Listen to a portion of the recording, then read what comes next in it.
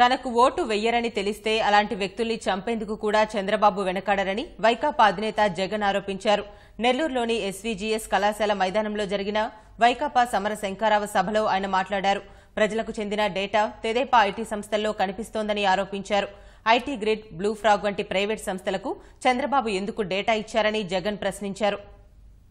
చివరికి ఎన్నికల సంఘం దగ్గర మాత్రమే ఉండే కలర్ ఫోటోల ఎన్నికల డేటా, అటువంటి ఈ డేటా చంద్రబాబు నాయుడు గారి ప్రైవేట్ కంపెనీల దగ్గర దొరుకుతుంది.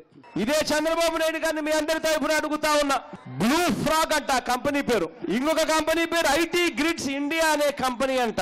ఈ రెండు ప్రైవేట్ కంపెనీలే. ఈ రెండు ప్రైవేట్ కంపెనీలు టీడీపీకి సంబంధించిన సేవామిత్ర అనే యాప్ను కూడా వీరే తయారు చేశారు.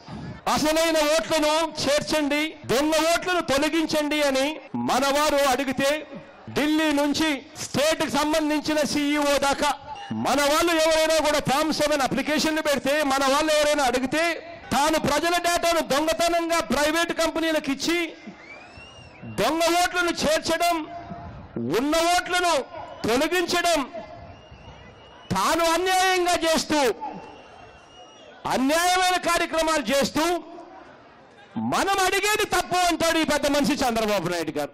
వారు ఓట్లు రేపొద్దున వేయరు అని అనుకుంటే ఎన్నికల దగ్గరకు వచ్చేసరికి మనుషులను కూడా బహుశా చంపించేస్తాడేమో ఈ పెద్ద మనిషి చంద్రబాబు నాయుడు గారు. గ్రామాలను కూడా బహుశా తగలబెట్టిచ్చేస్తాడేమో ఈ పెద్ద మనిషి చంద్రబాబు నాయుడు గారు.